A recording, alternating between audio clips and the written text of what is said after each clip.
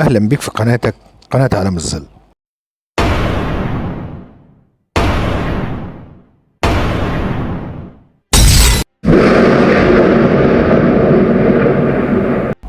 في اقتصاد كامل شغال في الخفاء، مش بنوك ولا شركات، لكن ملايين الدولارات بتتحرك بشكل يومي. مين اللي بيشتري؟ مين اللي بيبيع؟ وازاي الناس بتموت بسببه؟ ده اللي هنشوفه دلوقتي.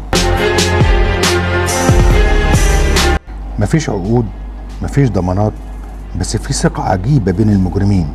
التجارة دي بتتم من خلال مواقع سرية، والدافع بيكون بالعملات المشفرة، البيتكوين مثلا. وكمان فيها أنظمة تقييم زي أمازون بالظبط.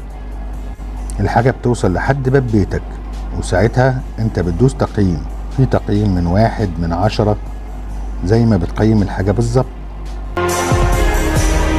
أول تجارة في الاقتصاد ده تجارة المخدرات. أكتر حاجة بتتباع على الدارك ويب هي المخدرات. أنواع لا بتتباع في الشارع ولا بتتباع في السوق، أنواع صناعية بتأثر على العقل بشكل مخيف.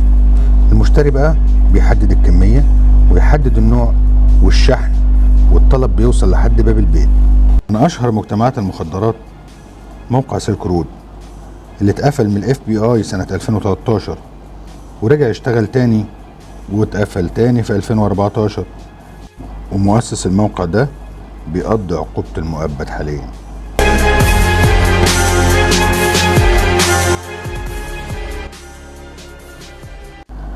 ده غير طبعا خدمات الهاكر. لو انت عايز تسرق حساب او تهكر موقع او تراقب تليفون حد، في هاكرز بيقدموا الخدمات دي وبأسعار تبدأ من $50. وفي كمان حاجات كتير جدا مزورة للبيع، زي جوازات سفر، شهادات، تراخيص، زي ما انت عايز.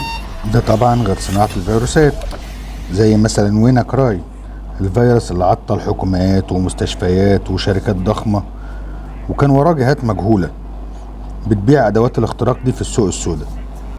ولو هنتقدم لقدام شوية كمان وأكلمكم عن القتلة المأجورين، في مواقع بتقول إنها بتأجر قتلة مأجورين لو حد عايز يقتل حد أو يخطف حد.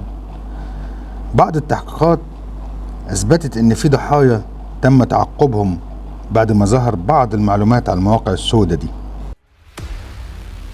في النهاية حابب أقولك إن الدارك ويب مش مجرد شبكة، ده عالم موازي مفهوش ولا قوانين ولا رحمة.